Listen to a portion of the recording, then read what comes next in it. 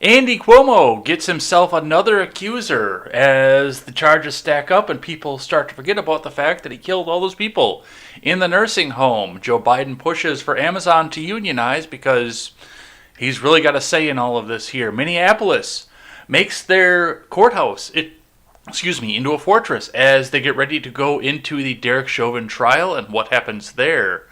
And Hyatt pushes back against the accusations of hate symbols that they caused, or whatever it is that the left is trying to push against them. We'll talk a bit about that as well. Oh, and by the way, it is my anniversary over on Contemporary as well. So, thank you all very much for making this program what it is and what it has been throughout the year. I'm Jay Edgar, and this is Contemporary.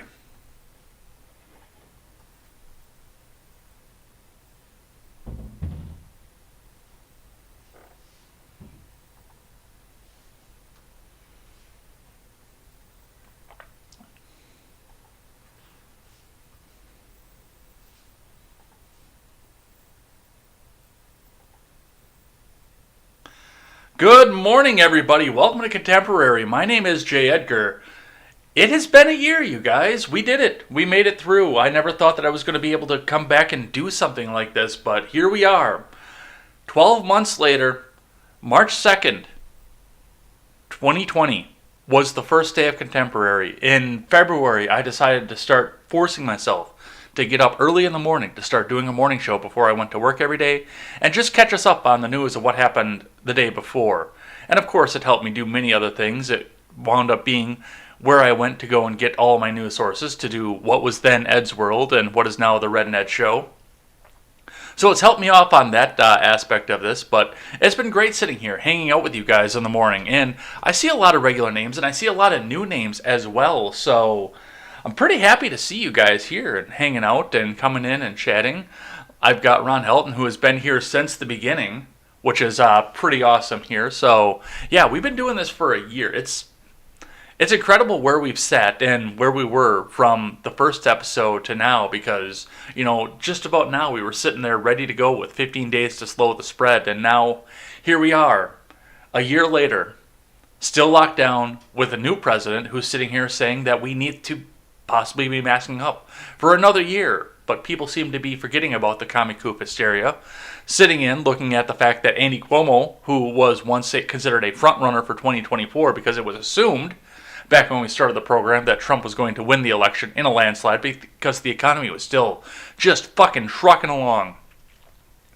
And all that was assumed, so they were talking about Andy Cuomo for 2024, and now here he is with 3 sexual abuse accusers in order to distract people from the fact that he killed a bunch of people in the nursing homes. Biden is the president. Biden, well, he still can't string together a coherent sentence, but he was sitting here. We were wondering if he was going to get busted up for Ukraine, and now he's the president. Kamala Harris, nobody fucking liked. Couldn't make it past the first primary. Had slipped back into obscurity. Is now the vice president, and possibly the president assumed. It's been a whole year of this, and I'm so excited to have taken this journey with you guys. I look forward to another year and seeing what else is coming from this. And we'll talk a bit more about that towards the end of the show as I get here to thank you. But I do have a bunch of stuff to get to, starting with the stocks, because looking over at the Dow, we had a fairly up day throughout all of Friday. It went up on a spike on the futures, which we talked about it going up on a spike on the futures, and then just kind of stayed steady up throughout the day, ending at 31,535.51. Bitcoin went up slightly as well, 48,934.90. So it's on an upswing, but it's not a huge. No, actually, it might be a huge one because wasn't it 46 yesterday? So we'll, see some of what's going on with that and what's going on with inflation and everything else to go along with that. Looking from IBD. Dow Jones Futures is stock market pullback over, Neo tumbles, Zoom soars on earnings, from Scott Latonin. Dow Jones Futures, along with S&P 500 Futures and NASDAQ 100 Futures, were lower Tuesday following Monday's stock market surge. Tesla rebounded Monday while Zoom stock soared on earnings. Neo earnings missed estimates, sparking a sharp fall.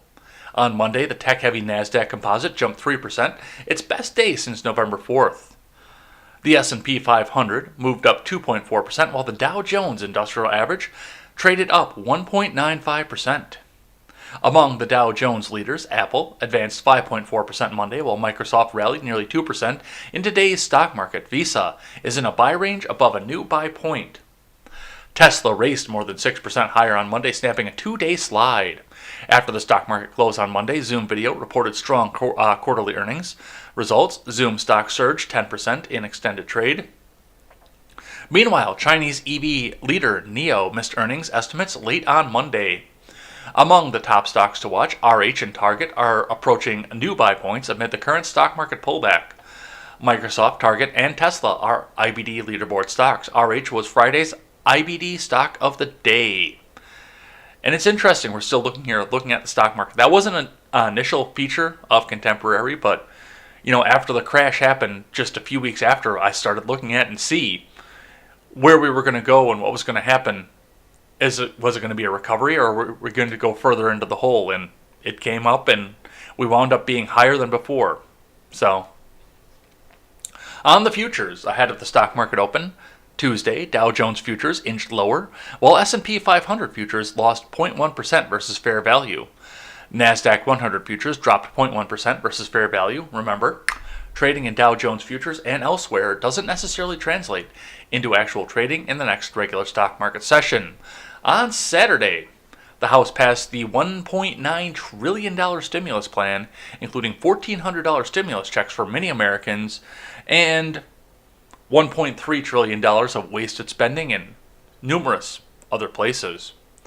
Among exchange-traded funds, in the Innovator IBD 50 traded up 4.8% Monday. NASDAQ 100 tracker Invesco rose 3%. Meanwhile, the SPDR S&P 500 ETF moved up 2.4%. So that's what we're seeing through the market yesterday and into the futures.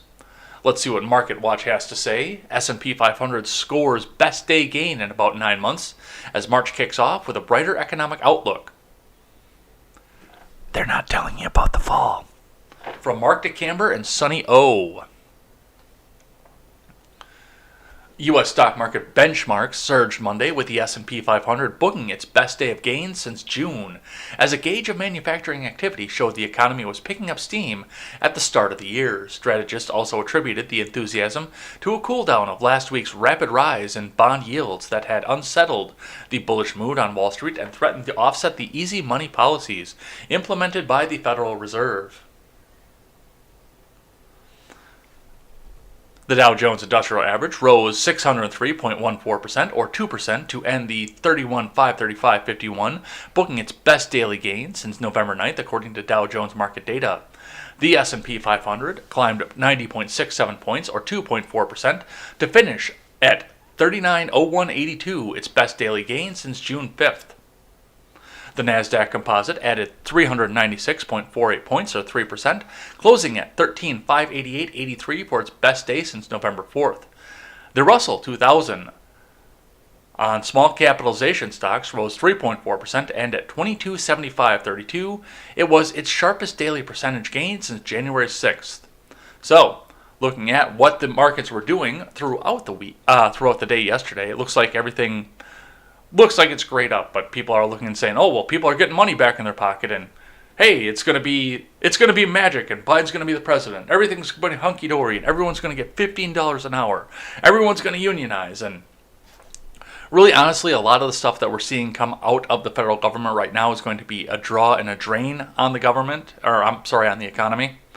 With the gas prices also increasing, and I'm debating whether or not to add gas prices to the list of things that we're going through at the beginning of the show. I know Bitcoin is kind of settled into, it's not spiking up high and it's not dropping down low. It's kind of just settled into its 46,000 to 50,000 range. So maybe we don't have to sit and pay attention to that every day. But gas prices, that's going to be the big one coming up throughout the next 4 years, because they're already going up. They're already huge. And that's going to be what drives the economy, what drives goods, what drives prices, what drives people to require higher wages.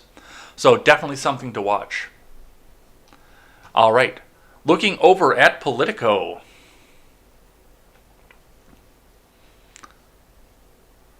Third Cuomo accuser steps forward, deepening governor scandal. From Medina Torre and Marie J. French. New York Governor Andrew Cuomo remained in hiding Monday as the state attorney general formally announced an investigation into allegations of sexual harassment, and some of the state's top Democrats began to wonder just how long the three-term governor can hold on. The allegations of sexual misconduct by two former aides, which followed a mushrooming scandal around the deaths of nursing home residents, seemed to override every other political priority in the state and left Cuomo at his most vulnerable point since taking office 10 years ago. By evening, Cuomo was facing a new claim. A woman who he had not previously met said the governor made unwanted advances toward her at a wedding reception in 2019, calling her aggressive after she removed his hand from the small of her back and asking, "Can I kiss you? Hey, you know what? Just a little bit one on the cheek, all right? Let me kiss you, all right?" "I was so confused and shocked and embarrassed," Anna Rooch, 33, told the New York Times, a former newspaper, in describing the encounter, which the paper said was corroborated by a friend, text messages, and photographs. "I turned my head away and didn't have words in the moment." The new claim, which differed from two earlier accusations in that Rooch was not an employee of Cuomo, added to the governor's growing troubles. Already the accusations by his former aides in recent days had become the single greatest threat to his career and an inescapable subject for New York's political class. On Monday night, following the news of a third accuser, U.S. Representative Kathleen Rice called on her fellow Democrat to resign. "The time has come," she tweeted. "The governor must resign." Rice, a former prosecutor, represents a moderate district in Long Island. And yes, Ron pointed it out last night and in yesterday's live chat as well, that a lot of this may be coming. I gotta turn my hots down. Can you guys hang on for just a sec? I just keep seeing myself bounce off the top of there. But yeah, it's honestly with that, we're looking at this and we're looking at the situation where Democrats now might be looking at a way to get Cuomo out of office without having to answer for the fact that he killed all those people in the nursing home. So definitely something to watch in that and see whether or not that even gets investigated anymore, because we're too embroiled in talking about whether or not he tried to kiss some woman at a wedding or some employee of his or something else. And even the left right now is trying to come back and shift this out into something else as well. We'll talk about that in just a second. But I want to talk about his brother before we get into that. Reading from Fox News, CNN's Chris Cuomo breaks silence on brother Andrew, says he's obviously cannot cover harassment claims, from David Rutz. CNN's Chris Cuomo acknowledged the elephant in the room at the top of the primetime show on Monday, saying he knows what's going on with his older brother, Democrat New York Governor Andrew Cuomo, but could not cover it due to conflict of interest. "You're straight with me, and I'll be straight with you," the Cuomo primetime host said. "Obviously I'm aware of what's going on with my brother, and obviously I cannot cover it because he is my brother. Now, of course, CNN has to cover it. They have covered it extensively, and they will continue to do so." Cuomo hit the airwaves moments after the New York Times, a former newspaper, published a report that a third woman had accused the governor of making inappropriate advances toward her at a 2019 wedding reception. Last week, two former aides accused Cuomo of sexual harassment during their time in his administration. And once again, just like I said yesterday, if you elect the mob boss from The Mask, Dorian I think was his name, but not like the dude with the earring that you saw, but after he put the mask on, if you elect that guy to be your governor, you got to expect some level of corruption coming on here. Especially when his brother's sitting in the CNN news desk running cover for him. As CNN's left-wing media reporter Brian Stelter pointed out on Twitter, Chris Cuomo was quick to add that he had always cared very deeply about these issues, and profoundly so, presumably, of course, referring to the harassment allegations. In addition, the governor is facing accusations of covering up coronavirus nursing home deaths to avoid a federal investigation, which may be part of the reason that we're seeing this. Let's have a listen to what Chris had to say. Before we start tonight, let me say something that I'm sure is very obvious to you who watch my show. And thank you for that. You're straight with me, I'll be straight with you. Obviously, I'm aware of what's going on with my brother. And obviously, I cannot cover it because he is my brother. Now, of course, CNN has to cover it. They have covered it extensively, and they will continue to do so.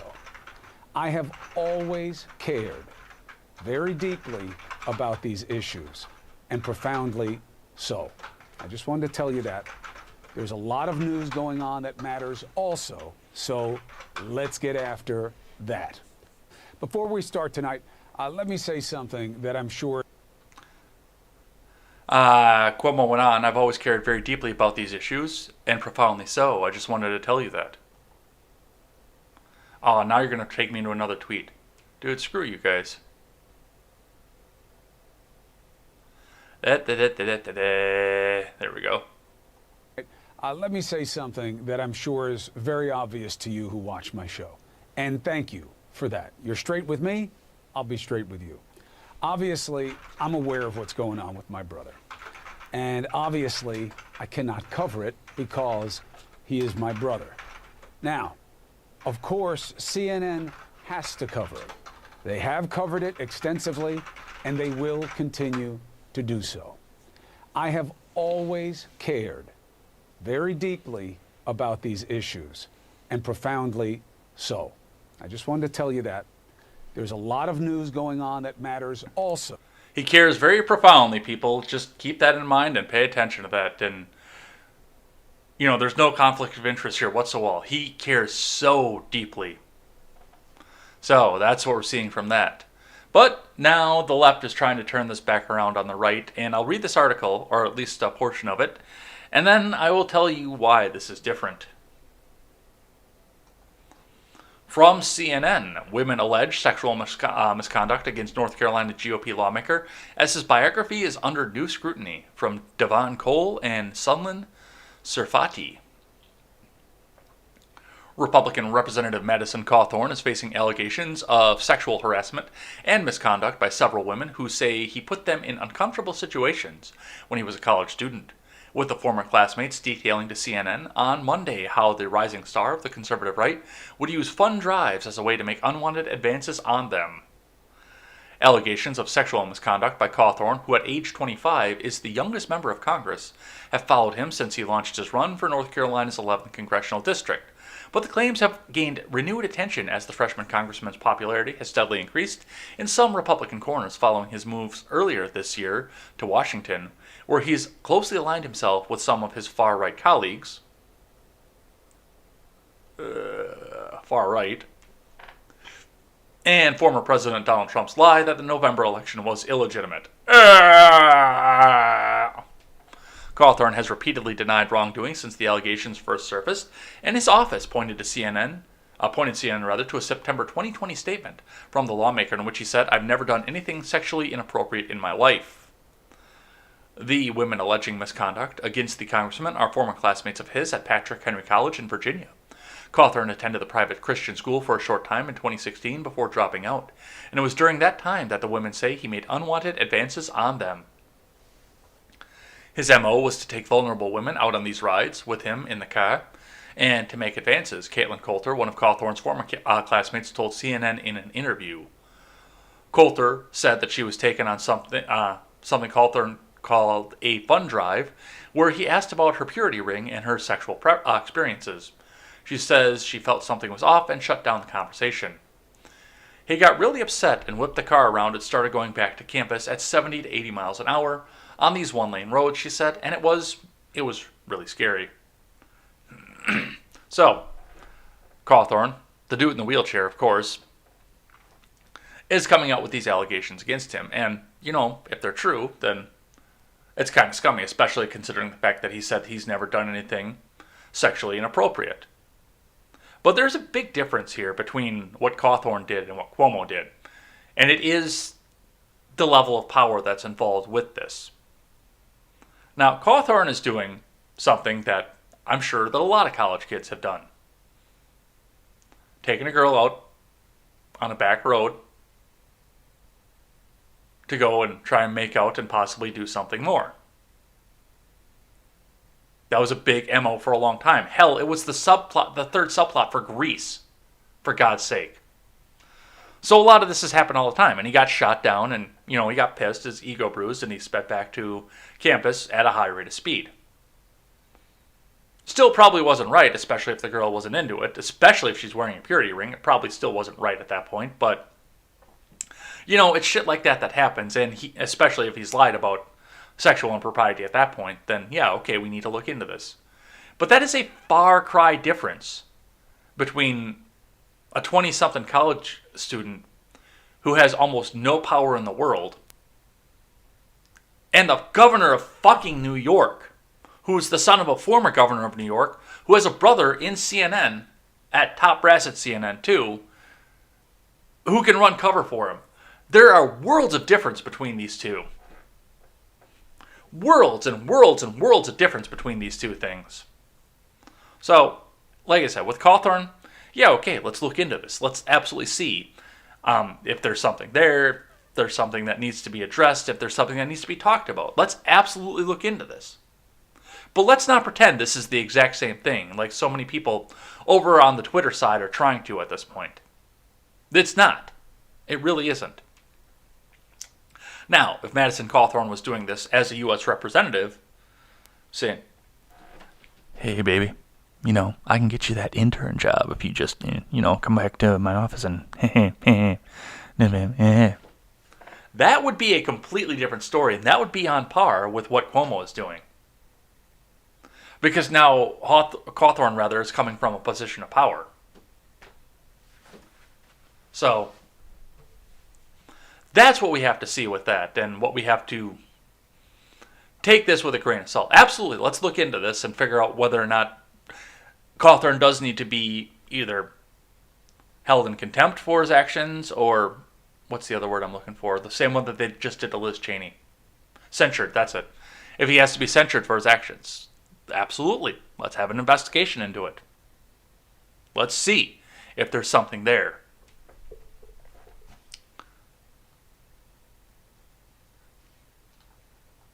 But yeah, this is apples and oranges between this and Cuomo. All right, let's keep going. From Politico. Senators hope for more Saudi sanctions in the wake of the Khashoggi report. This is from Jesse Naranjo. Lawmakers of both parties on Sunday expressed a desire for the Biden administration to go further in sanctioning Saudi Arabia, who became our ally under Obama and Trump, and particularly Crown Prince Mohammed bin Salman, in the wake of the release of an intelligence report directly implicating him in the assassination of Washington Post columnist Jamal Khashoggi. No, I don't think he does go far enough, although you have to give him credit because he's actually increased sanctions and he's increased the travel bans on those individuals who were directly responsible, Senator Rob Portman told host George Stephanopoulos on ABC's This Week.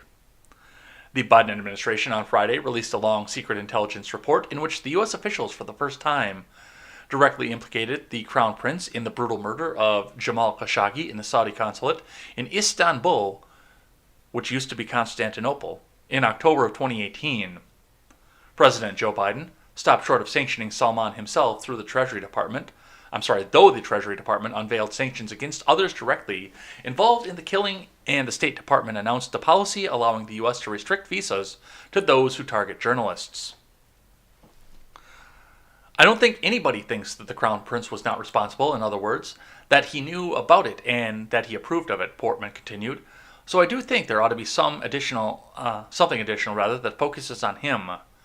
Portman said that he could come in the form of sanctions or travel restrictions, as was the case for others implicated in the plot. Biden is reassessing our relationship with Saudi Arabia, which is an ally, and I don't think that chapter is closed on the outcome of the disclosure of this report. Senator Mazie Hirono of Hawaii said earlier in the program, "That's my hope." Pressed on what Biden could be doing in addition to the sanctions unveiled last week, the senators noted that Saudi Arabia has been a close U.S. ally in the ongoing conflict with Iran, highlighting the delicate situation the Biden administration is in. Yeah, that is a very delicate situation, considering that he just dropped a bunch of fucking bombs in Syria.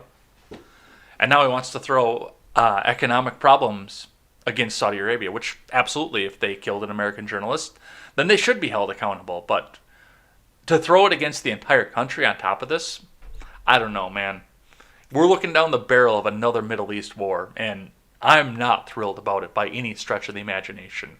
I was excited when we went for 4 years without starting a new war and trying really, really, really, really hard, working against a bunch of congressmen and senators who are getting paid off by the defense contractors and Raytheon and Halliburton to draw down some of the troops over in the Middle East. But I don't know. We might be taking bets as to which Middle Eastern country is the next one that we go to war with to start a new war. Whether a new war over there or a new war with us. So we will see what happens there. A little bit more on the Khashoggi report. Press watchdog sue Saudi prince for crimes against humanity in Khashoggi murder. From Sarah Fisher over at Axios. Reporters Without Borders. Really? That's what it's called?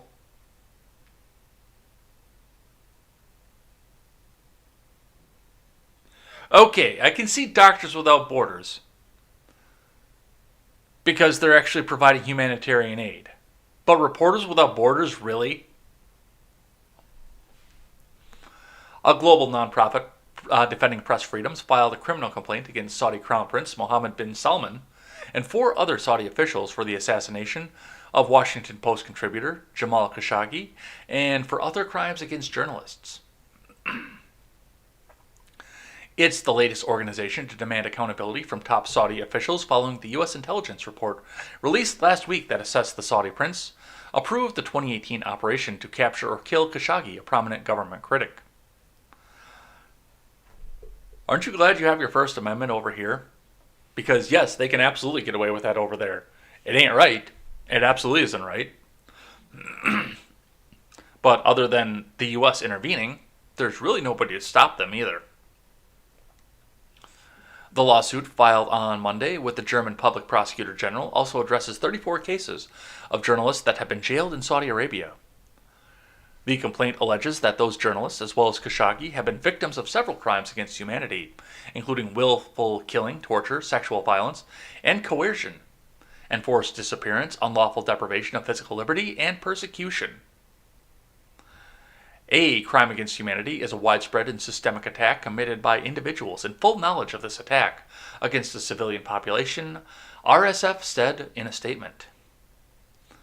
The group says it files a complaint in Germany because German laws give them jurisdiction over core international crimes committed abroad because the courts have shown a willingness to tackle such issues.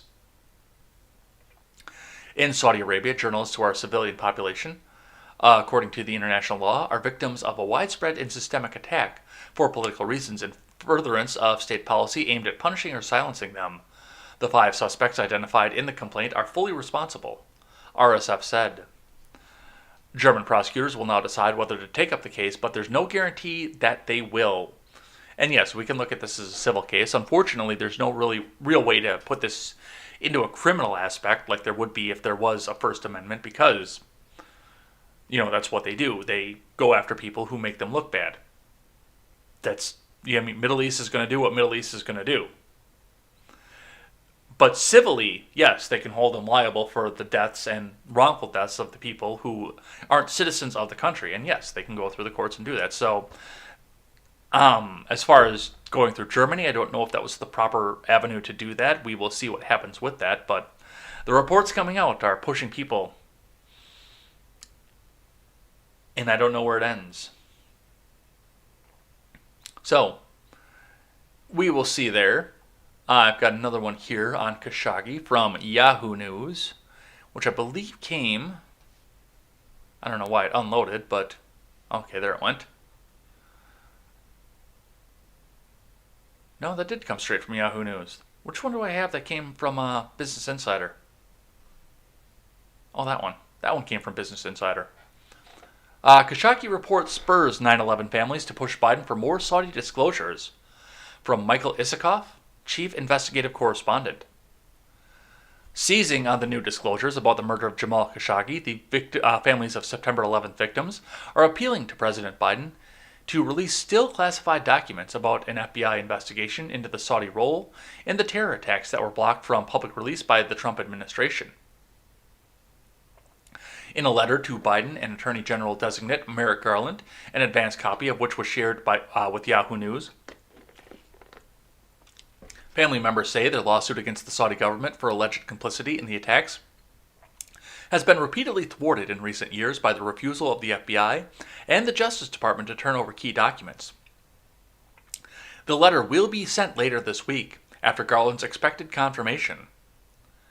We implore you to stop this travesty of justice and ensure that the Department of Justice immediately provide the documents and cooperation we need so that we can finally hold Saudi Arabia accountable, states the letter signed by nearly 2,000 family members of 9/11 victims. We pray that after almost 2 decades of seeking accountability, our struggle will finally end by the upcoming 20th anniversary of the darkest day in American history. We have waited long enough.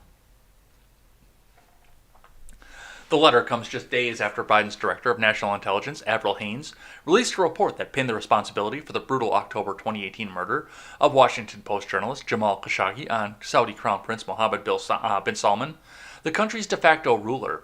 The report concluded that Khashoggi was killed inside the Saudi consulate in Istanbul by members of the Rapid Intervention Force, which served as Mohammed's personal protective detail and answers only to him. So, definitely something to look forward to, and I would love to see more of what happened with 9/11. That was my senior year of high school, 2001. I graduated in 2002, so it was in the fall. It was homecoming week of my senior year, and I watched.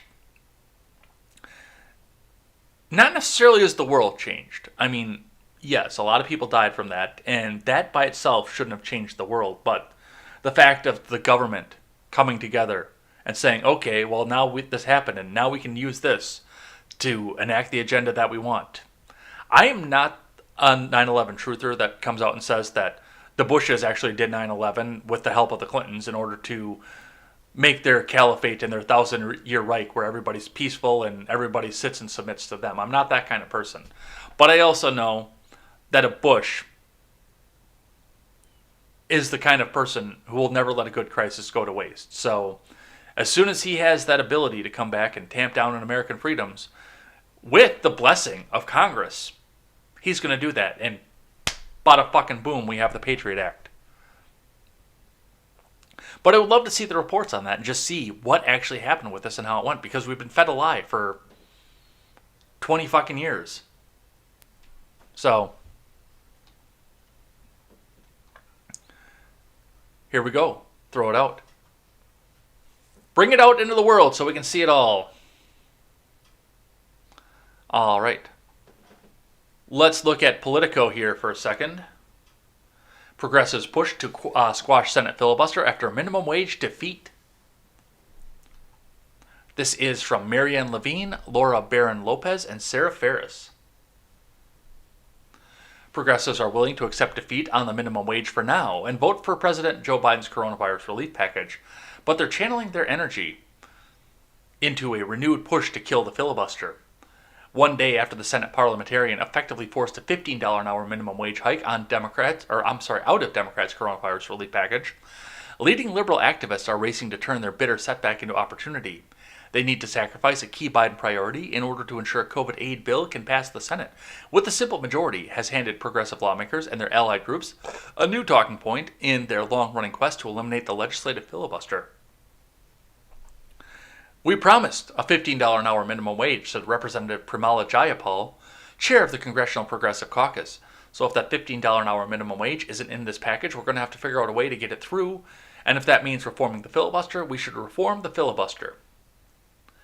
Democrats pushed hard to raise the minimum wage as part of the pandemic relief measure, which the Senate can pass with just 51 votes, thanks to the protections of the arcane budget reconciliation process.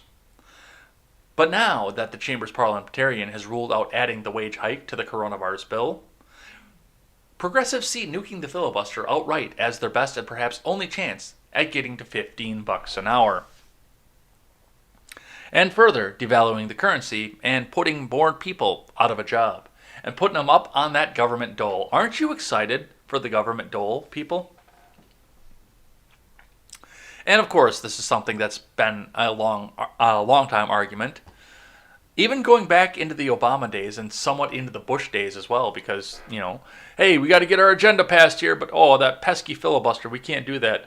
And progressives are holding us up. Somebody else pointed out the fact that, and I didn't put that article in, but I believe it was AOC came out and said, no, it wasn't AOC, who was it? Somebody else pointed out the fact that this gives Mitch McConnell an additional veto power that he's not supposed to have, which, no, that's not the case. That's what he's supposed to have.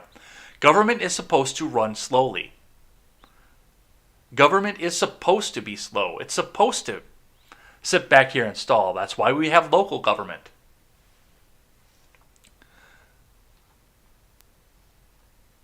Democrats pushed hard to raise the minimum wage as part of the pandemic relief measure, which the Senate can pass with just 51 votes. Oh, I read that one already. Okay, so that's the information that I have out of this that I want here. But now, Yahoo News, via Business Insider, went back to talk to Senator Joe Manchin, who they're trying to recruit to get back on board with the filibuster relief. Senator Joe Manchin on ending the filibuster. Jesus Christ, what don't you understand about never? From Charles Davis. In a democracy, 50% plus 1 equals a governing majority. But in the U.S. Senate, it takes 60 votes, or arcane maneuvers, like budget reconciliation, to get much of anything done thanks to the filibuster. A Senate rule allowing a senator or senators from the minority party to hold up a bill which has ossified into a permanent obstacle. And that, Senator Joe Manchin said on Monday, will never change as long as he's around. Democrats in control of the White House and both chambers of Congress are eager to utilize their trifecta to deliver memorable reforms ahead of the next midterm election, which have historically seen the ruling party suffer setbacks. Some of it can be done the 50 plus 1 way. The $1.9 trillion stimulus package on track to be passed this week includes $1,400 checks, a $400 per week boost in unemployment, and billions in aid for state and local governments. But a ruling by the Senate parliamentarian means it will not include a hike in the minimum wage, and Republican support for $15 an hour by 2025 does not appear to be in the offing. But as critics are quick to note, there's nothing in the U.S. Constitution that demands a Senate majority's legislation be stymied in perpetuity by the filibuster, and the need to get 60 votes to end debate. Indeed, that simple Senate majority could elect to just do away with what is just a tradition, not a law. Manchin, the senator from West Virginia, is one of 2 Democrats standing in the way of that. The other is Arizona Senator Kyrsten Sinema, and he's not going to change his mind. Never, he shouted at a journalist who asked if setbacks to the Democratic agenda might lead him to reconsider, per a pool report filed by Monday night by Bloomberg News' Eric Wasson. Jesus Christ, what don't you understand about never? If Manchin's party is unable to move forward with other big-ticket items, however, expect rank-and-file Democrats and members of the press to keep asking him the question. Well, they can keep asking him that, but he is firm on the tradition of it. And the writer is correct on this. There is no constitutional provision to have a filibuster. That was something that was added in, I believe, in the 19th century, to slow down government, to make it into a deliberative body, so that they're not just, like the article comes out and says, just doing whatever 50% plus 1 does to try and get the veto in. Mostly so they have to sell this, so they can make this more bipartisan as we move into the more 2-party system with this.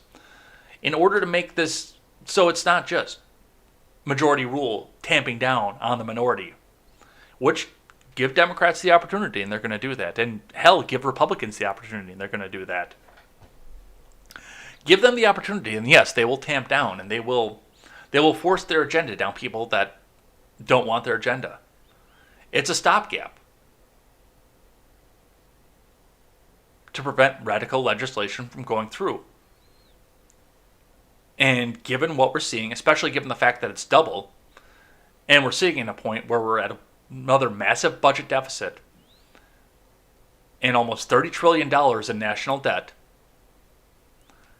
and the fact that it's harder and harder to start a small business in commie coof land right now, With all of that being said, I consider doubling the minimum wage right now on a federal level as an extreme legislation. It's not the most extreme that the left can push out right now, but if they can get this one through, then they can go after much more extreme legislation and force their will down on 50% minus one of the country.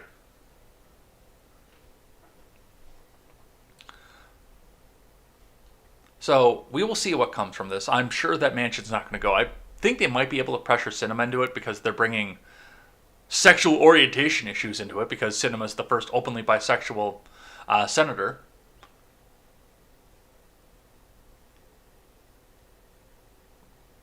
But I'm pretty sure this stopgap is going to stay. So we'll see what happens there. All right, let's keep going. From Fox News, ex-CIA Director Brennan says he's increasingly embarrassed to be a white male. Well, I'm increasingly embarrassed that John Brennan still has an opinion. From Sam Dorman. Former CIA Director John Brennan, lamenting his own whiteness on Monday, suggested that other men of his race were acting in embarrassing ways. Dude, I don't care. John Brennan is an ass. But, hey, let's listen to what he has to say. That's why we started with Katie Benner's great new reporting about the investigation into police officer. It renders, at best hypocritical, at worst cynical and false, any notion that the Republicans care about the lives and the safety of law enforcement. Well, I must say, to Claire's point, I'm increasingly embarrassed to be a white male these days. And light of what I see of my other white males saying. But it just shows that with very few exceptions, like Mitt Romney, Liz Cheney, Adam Kinzinger, there are so few Republicans in Congress who value truth, honesty, and integrity. And so they'll continue to gaslight the country the way that Donald Trump did. And the fact that this has such security and safety implications for the American public and for the members of Congress, again, as Claire said, it is just a disgusting display of craven politics that really should have no place in the United States in 2021. Katie, that's why we started with Katie Benner's great new...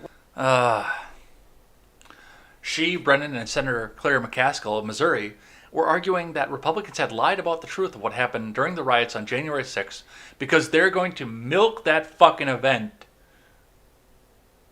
for another 20 fucking years.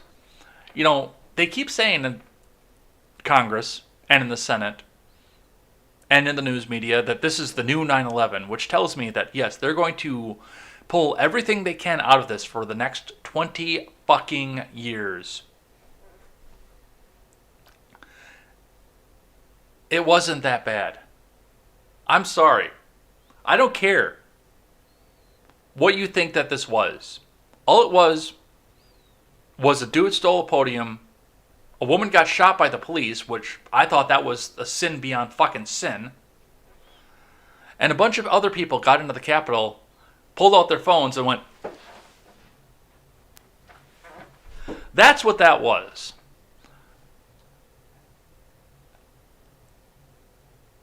I just said that I'm not a 9/11 truther in the last few articles, but honestly, looking at the Capitol riots, I'm still convinced that at least something was orchestrated with this.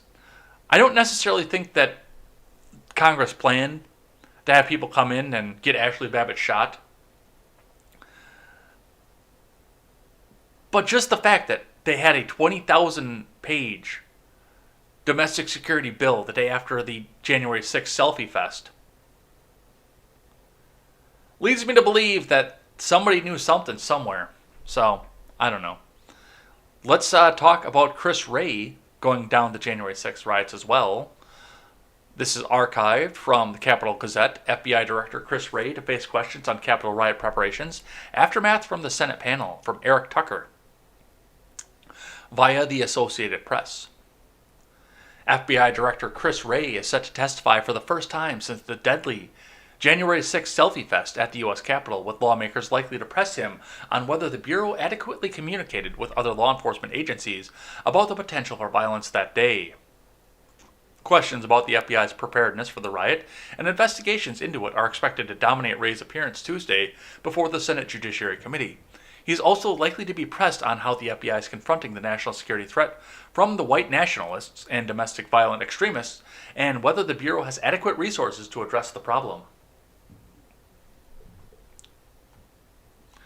The violence at the Capitol made it clear that a law enforcement agency that revolutionized itself after the September 11, 2001 attacks to deal with international terrorism is now scrambling to address homegrown violence from white Americans. Yep, and they're going to judge you by your race, too. President Joe Biden's administration has tasked his National Intelligence Director to work with the FBI and Department of Homeland Security to assess the threat. Wray has kept a notably low profile since the violent mob of insurrectionists stormed into the Capitol and took selfies and got non-violently herded back out.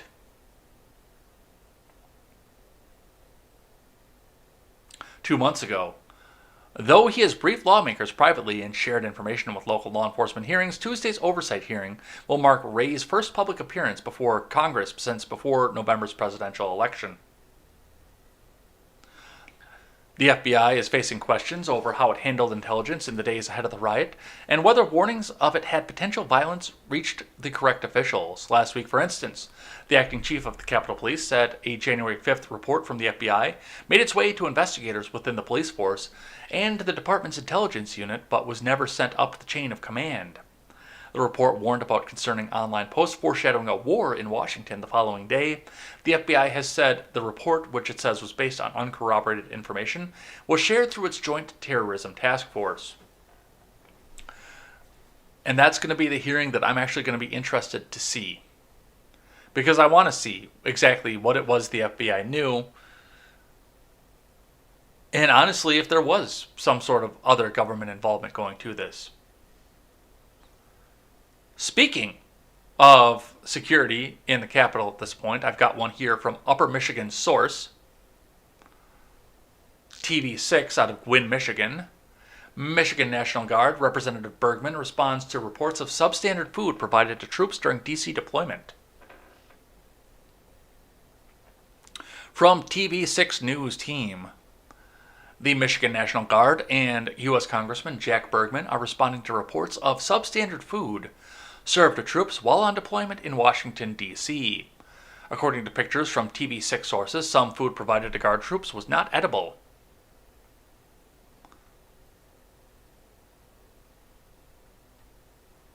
A Barstool Sports post also shares photos it received on the matter.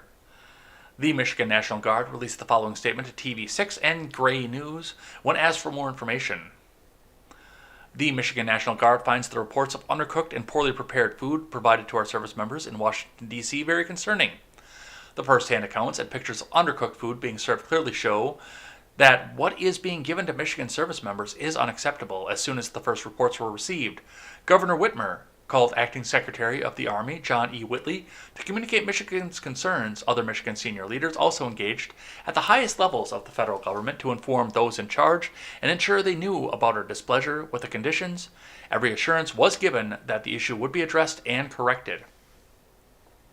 So, as we all know, there's still military security over in the Capitol at this point. They're still doing that. They're still talking about that, and we don't know when that's all going to go away. Supposedly it's going to be going away on Thursday. March 4th is the next event that they're going to try and do something with, but I don't think it's going to go away. I think they're getting too comfortable with keeping them all under lock and key for as much as they can. But, you know, we've talked about this in the National Guard before. I don't know if this is true because no other state has come forward with any other allegations of this, but I also know the fact that as soon as they were done with the Capitol building and done with everything that they thought they were going to do on Inauguration Day, they were sending people not out to sleep in the parking garage, as we talked about on the Red Net show, because these are National Guard troops, so they have hotels, and some of the states have called their National Guards home, like Florida.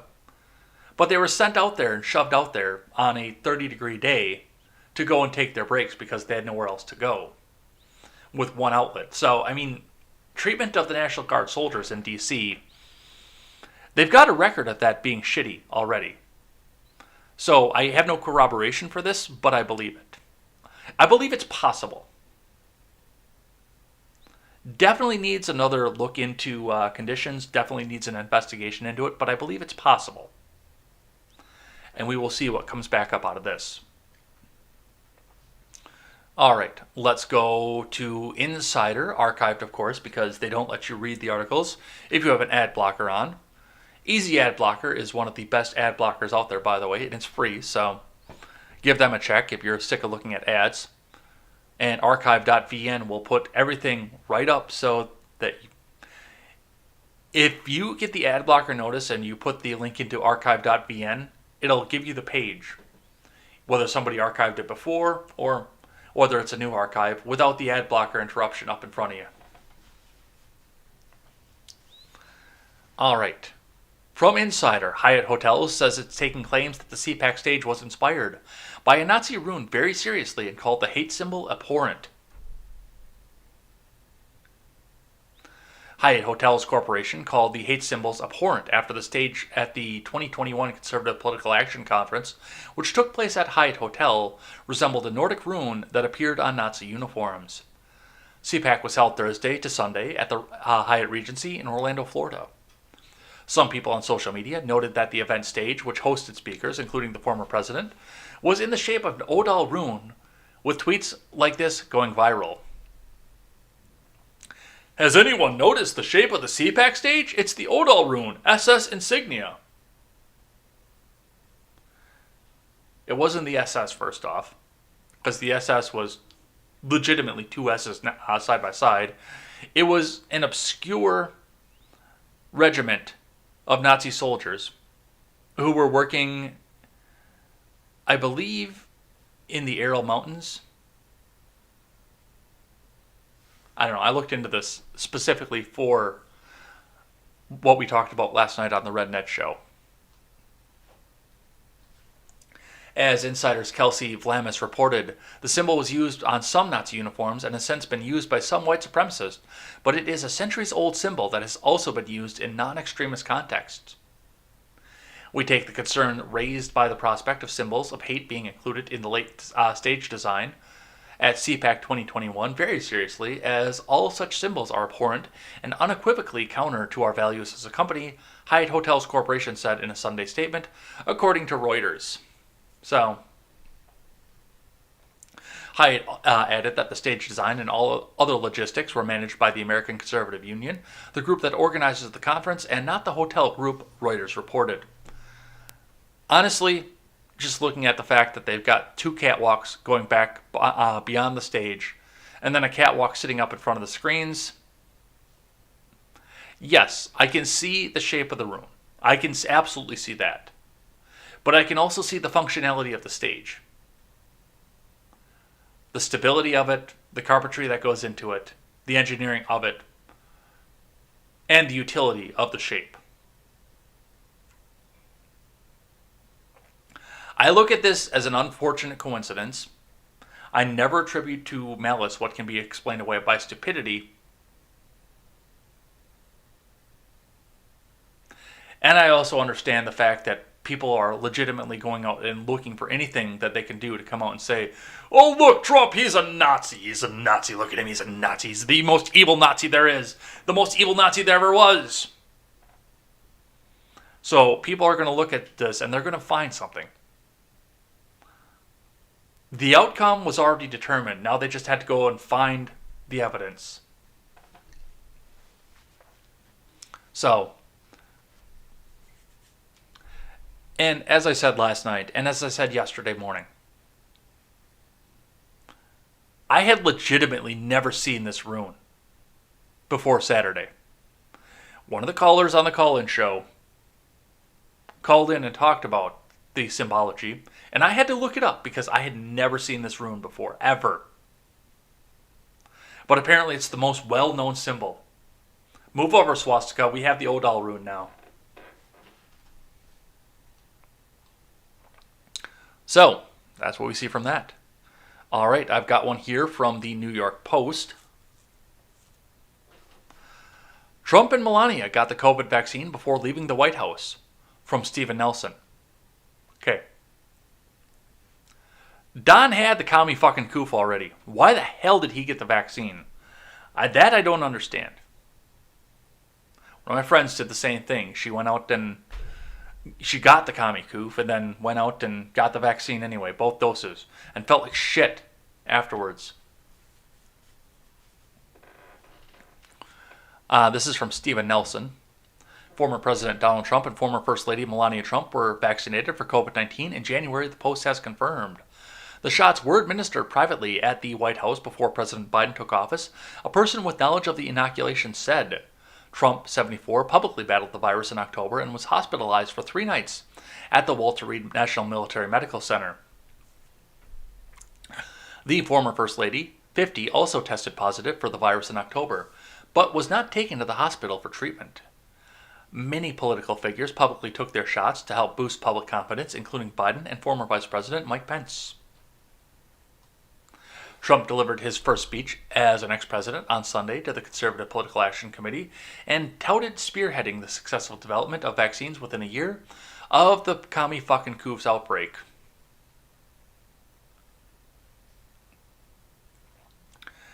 So this is supposed to be this massive scandal, the fact that he went out and he got the vaccine. Because it interferes with this tough guy thing and this and that and the next thing. First off, I don't understand why he got the vaccine. I really don't. Because he had it already. Which means he had a natural immunity to it. And I'm not 100% sure why Melania got it either. Because it's presumed, because she was in the White House with Don, that she had it as well, but was possibly asymptomatic. She quarantined with him. I don't understand. But scandal's going to scandal, and now people are going to take this and run with it and say, well, he's evil, and he's Donald, and he's orange, and... Really? I don't care. All right, let's keep going. I got one from the Daily Wire. I got just a few more, then we'll do Twitter trending and head on out of here for the day. Democrats consider scheduling vote on controversial gun control bill in the next 2 weeks. Report says.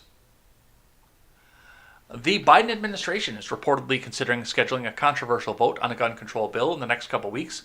News which comes as Biden demanded last month that Congress take action on cracking down on Americans' Second Amendment rights. A report by Punchbowl News, which was founded by former Politico reporters, said that House Speaker Pelosi and other House Democrats were focused on turning their attention to other issues that the Biden administration has on its agenda, which includes gun control after they passed Biden's America Rescue Plan last week.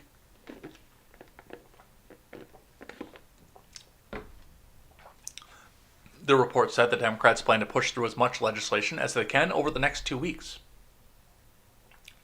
And Democrats may schedule another controversial vote that time period as well. Legislation requiring universal background checks on all gun sales, H.R. 8, Punchbowl News reported. Another bill would close the so-called Charleston loophole, which allows gun purchases to proceed if the background check isn't completed in 3 business days. Both bills passed the House during the 116th Congress, only to be blocked by Senate Republicans. Okay, but you still have the filibuster in place.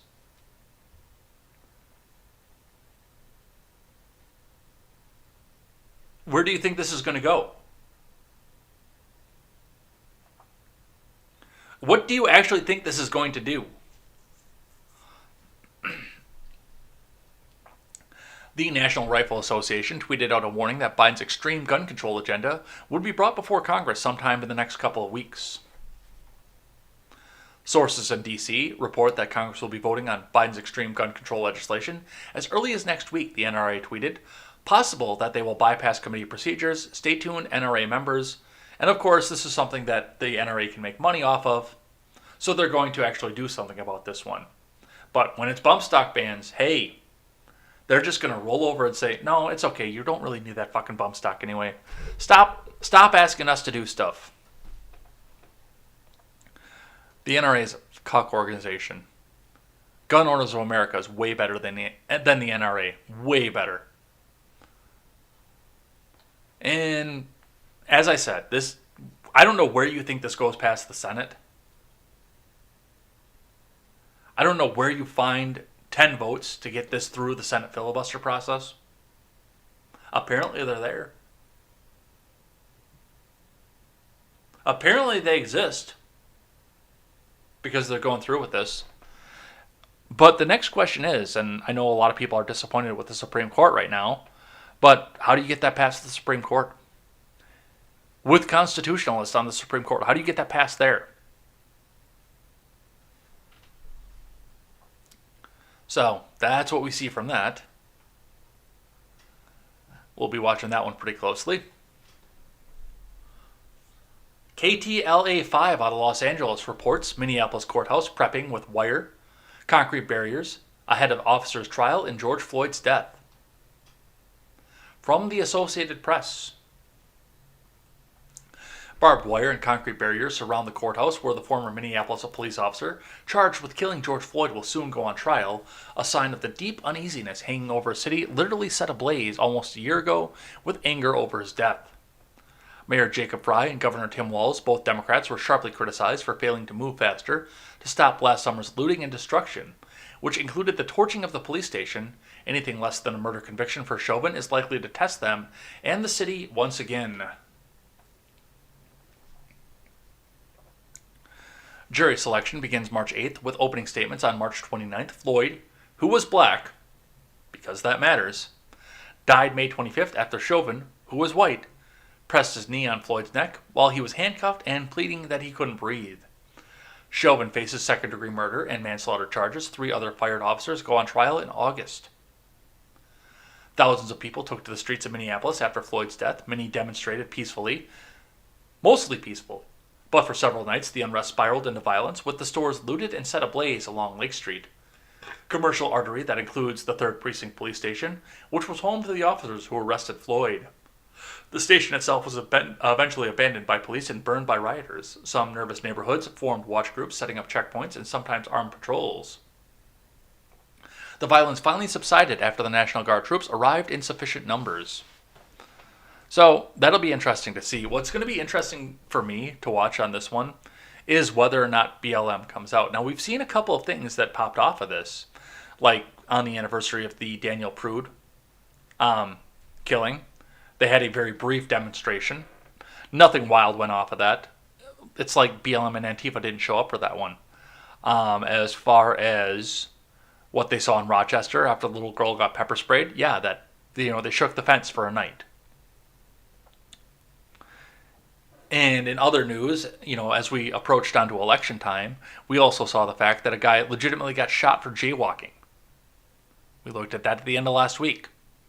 No protests, no riots anywhere. So it'll be interesting to me if there actually is a riot or a protest coming out. That's what I'm most interested to see. Whether this, well, first off, I'm interested to see the verdict, but unless there's extreme corruption in the court, I don't see any reason, based on the evidence that's been put in front of me, that this could go into a conviction, especially with the way that they overcharged. What I'm interested to see, though, second mostly, is whether or not the riots come back, or whether this was a political tool that they used to try and put unrest into the country coming into an election. So we will watch and see what happens there. Let's see what Detroit News has to say. Ex-Michigan Health Director got payout in confidentiality deal from Craig Mauger. Michigan Governor Gretchen Whitmer's administration agreed to pay former State Health Department Director Robert Gordon $155,506 in separation deal that also required the two sides maintain confidentiality about the circumstances that led to his abrupt departure. The agreement is the clearest evidence yet that the split between Gordon, a central figure in the state's response to COVID-19, and Whitmer was not amicable, and it shows that the Democratic administration used taxpayer funds to ease his departure. On February 22nd, 1 month after Gordon resigned without explanation, he and Mark Totten, Whitmer's former chief lawyer, signed the 4-page agreement. The state agreed to pay Gordon a total that represents 9 months of salary and health benefits when he released the state from any potential legal claims. Both Gordon and the Whitmer administration also pledged not to discuss the details of the resignation in the interest of protecting deliberations among government officials, according to the deal obtained through an open records request. In response to any inquiries from prospective employers, the employer will state that the employee voluntarily resigned, the agreement said. Both Gordon and Whitmer have refused to say why he stepped down on January 22nd, fewer than 8 hours after he signed an epidemic order to lift the suspension on indoor dining at restaurants. Separation agreements are common among private business executives and sometimes among government officials, and they often include financial payouts, non-disparagement clauses, and legal protections, according to experts. The agreement with Gordon speaks for itself, and the State Department of Health and Human Services is looking forward to the future, said Bob Wheaton, the department's spokesperson. Whitmer spokesman Robert Letty said the administration can't comment further on the personnel matter under the terms of the agreement. So, first and foremost, I want to know what he knows. But that secret may go to his grave. But I want to know why suddenly an NDA is okay. That's the hardest part for me, is why are we looking and saying, okay, well, when Stormy Daniels had an NDA, it was criminal. Donald was trying to cover something up. And that was when he made that as a private citizen, by the way. Keep that in mind. Governor Whitmer essentially put Gordon into an NDA. It's under a different terminology, but it's essentially an NDA as a government official.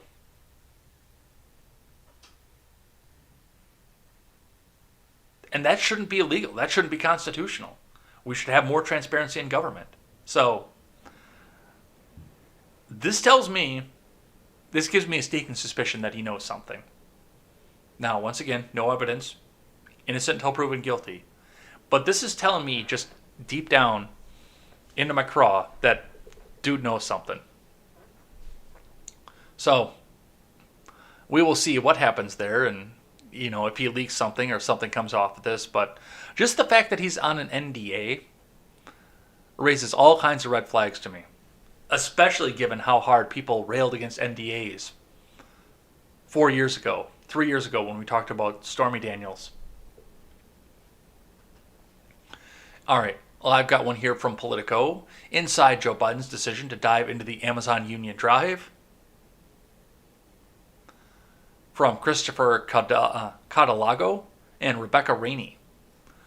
Joe Biden's endorsement of the right of workers at an Amazon facility in Alabama to unionize was the culmination of weeks of private calls with labor organizers and Democratic officials who viewed the standoff as an early test of the president's commitment to their cause. Unions are hoping the message delivered by the video over Twitter is a sign that organized labor will have staying power in the Biden White House and that it fuels support for broader overhaul of federal labor law and expansion of union rights. Democrats approached Biden advisors earlier this year to voice support for the factory workers. Discussions between White House Chief of Staff Ron Klain, unions, and allied operatives took further shape in early February and continued through recent weeks. Those involved say they wanted Biden to weigh in with forceful statements in support of the drive to become the first unionized Amazon facility in the U.S. How much of a kickback do you think Joe Biden is going to get, or people in his family, because he's probably going to be dead by the time this is all over? But how much of a kickback do you think is coming from the AFL-CIO for doing this, for making this happen and making this historic decision off of this? Because I'm sure there's money involved with this. The union is one of the biggest donors. They donate to both parties, but they are one of the biggest donors to Democrat causes and to Democrat politicians. And I don't mind people unionizing. I never have. Corporate unions I have a little bit of a problem with, especially given the fact that most of these union leaders are paid from your company's payroll department. I've been on about this before. But if a bunch of people want to get together independent of anybody, independent of the AFL-CIO, independent of a corporation, and independent of their company, the money's not going to the union from the company's payroll department. It's actually going from people willingly paying in, and they want to hire a lawyer to try and give themselves better work practices, or actually go out and say, okay, well, either improve the work practices or we all quit all at the same time. I'm okay with that. But this is one hand washing the other, and the Democrat Party and the AFL-CIO, the labor unions, have been washing each other's hands for 50 years at this point.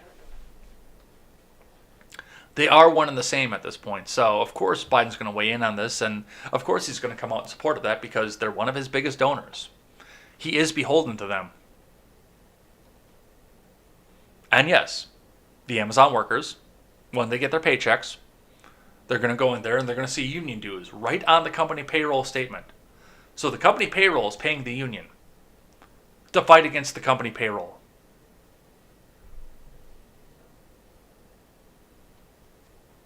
So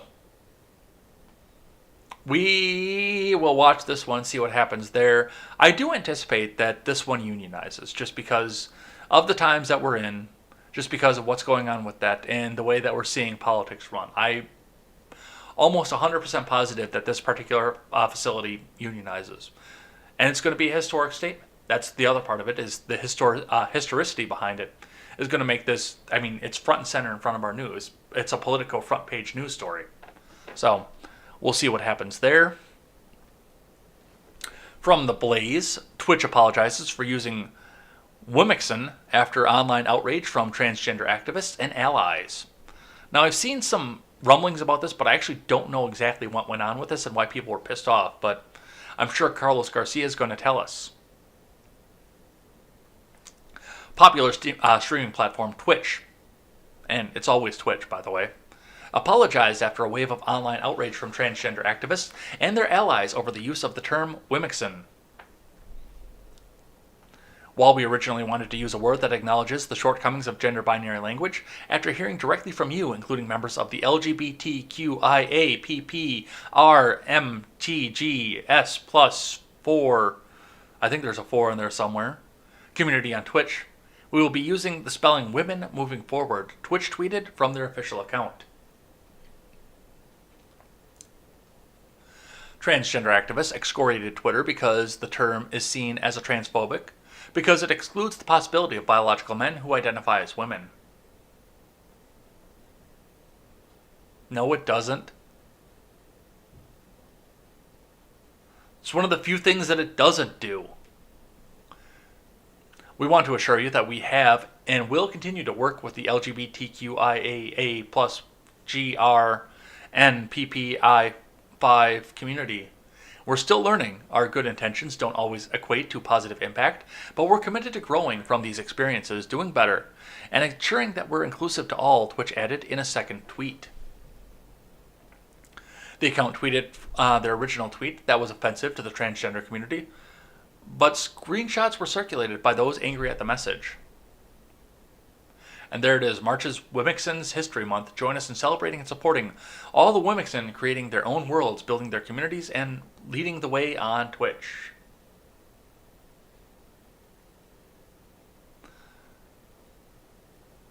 This is what we're fighting over right now. This is the fight we're having. We're still losing 1 million jobs a week in this country. Governors across the nation can't decide if they want to open up their businesses again.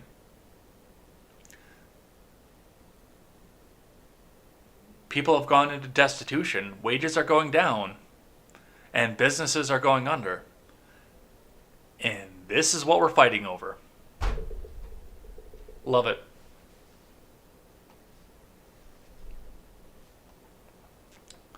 All right. And the last one from the New York Post. First ever space hotel slated to be operational by 2027. From Hannah Frischberg. Wonder what the cost is going to be to go to that one. An out-of-this-world hotel is just a few years away from becoming a reality.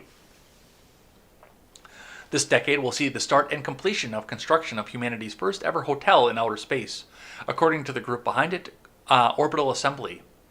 The 3-year-old company plans to begin building Voyager Station in low Earth orbit in 2025 and believes its interstellar resort may be operational as soon as 2027, the Daily Mail reported.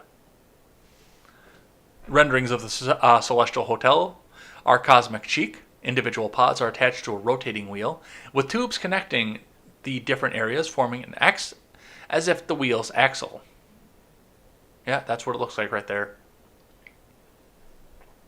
Guests won't be paying only for the novelty of the setting. There will be a slew of onboard amenities, including themed restaurants, a health spa, cinema, gyms, libraries, concert venues, Earth viewing lounges, and bars, in addition to rooms for 400 people.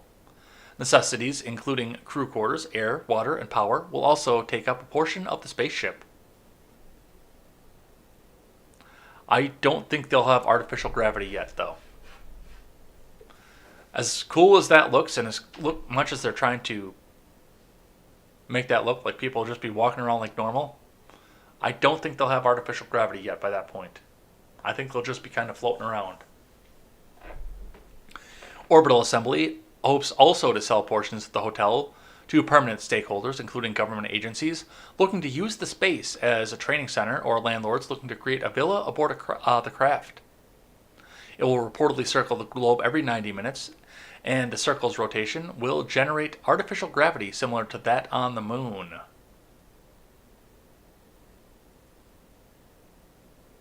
I don't know, man. I think you've got a lot of work ahead of you before you get to that point. This will be the next industrial revolution, said John Blinkow, founder of the Gateway Foundation, which will run some of the Voyager's pods, according to the Daily Mail.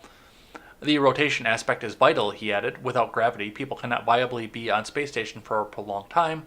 Orbital aims to take multi-month stays on the Voyager a possibility. People need gravity so their bodies don't fall apart, Blinkow explained.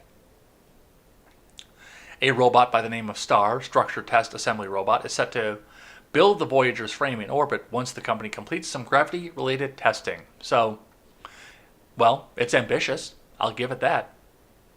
It's an ambitious idea. I don't know if it's a possibility. I don't know if they're going to get there in 7 years, if they're going to develop artificial gravity, but it's definitely ambitious. They also lifted the design straight from Xenon, Girl of the 21st Century. Just a reminder of that. And we'll see what happens. I wonder if there'll still be flat Earth after this goes through. But we'll see. All right, and the last thing we do on Tuesday is Twitter trending. So let's get that loaded back up and let's go see what's on the Explore page for the day.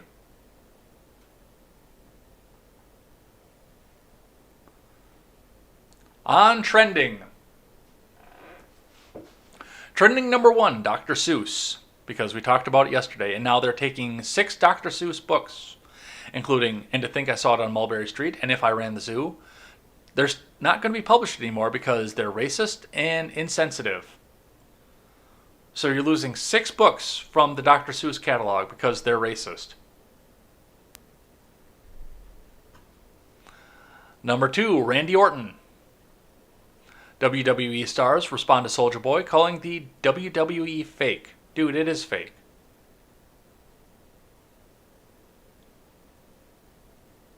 Rap game faker than WWE. Soulja Boy versus Randy Orton. Yeah, dude, it is fake. Everybody knows that.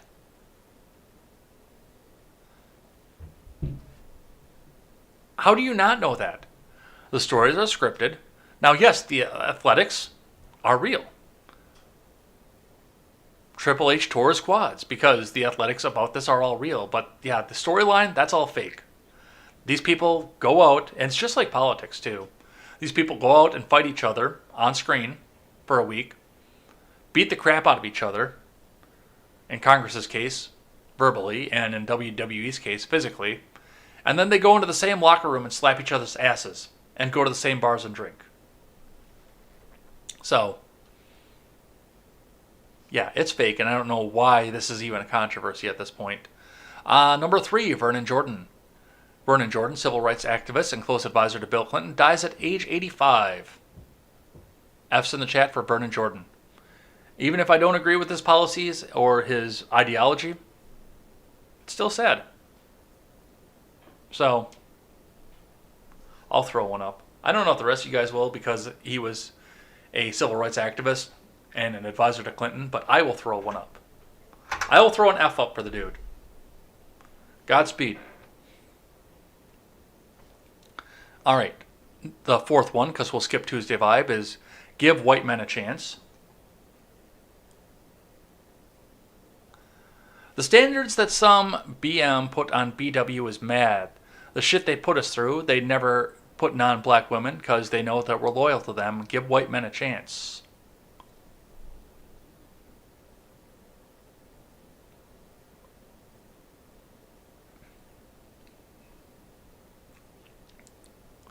I don't know where this came from.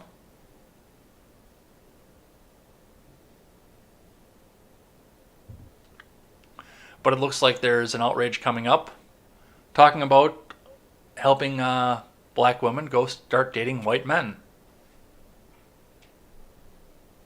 You know, I've never gone out with a black woman, but I've always been open to it.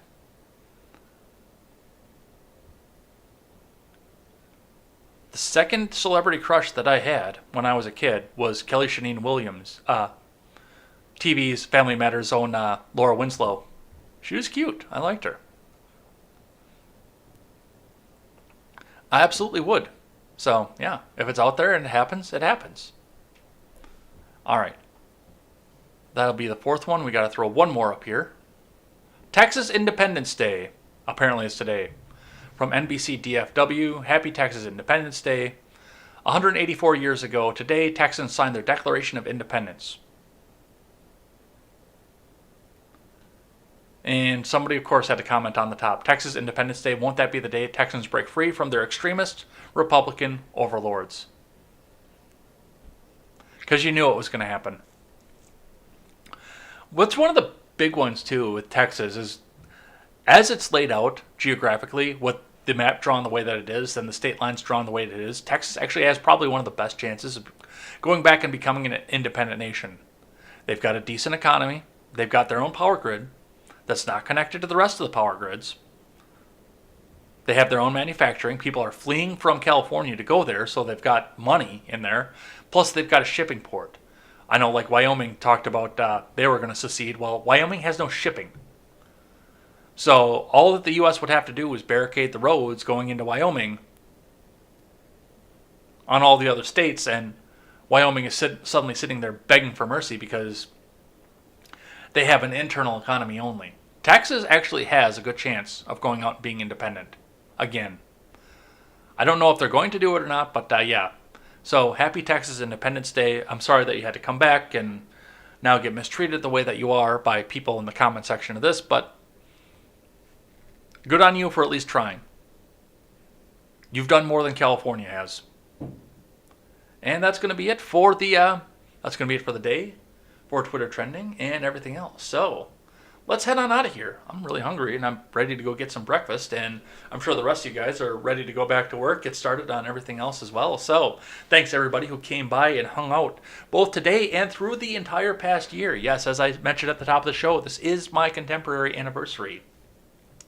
March 2nd, 2020, I woke up for the first time, got up, turned on the camera, and said, I'm Jay Edgar, and this is Contemporary, and we haven't looked back, and we haven't missed a weekday since either. Holidays be damned, we haven't missed a weekday since. We've kept going, and even when I was traveling, we had the good Jessica Green come in and host with us, and hung out with you guys for a day of her own. 2 days, because it was Tuesday and Wednesday, while I was driving to Florida. So, absolutely. Thank you guys for that. Let's look forward to another year. Let's keep doing this. Let's meet up here at the same time every morning. Have some coffee, have some energy drink, and just discuss what's happening with the news. And if you are just lurking right now, get those last minute messages in so I make sure that I get your message out there. And thank you guys on Friday, as I do every Friday, because, I don't read the chat as much during the live show. When I'm watching a video or something, I'll sit back and hang out with you guys and type back to you guys. But for the most part, I'm just headlines and go so we can all get out and go to work. But On Friday, I do make sure to come out and thank everybody, and I've got the notebook. I write your name in it, and I let the world know that you guys were good enough to listen. So thank you guys for that. And we'll be back here once again tomorrow, and for another year, hopefully, fingers crossed, unless I wind up in Kamala Harris's re-education camp. For more of this, more to holding the administration accountable, and more news headlines. Until then, I'm Jay Edgar, and this is Contemporary.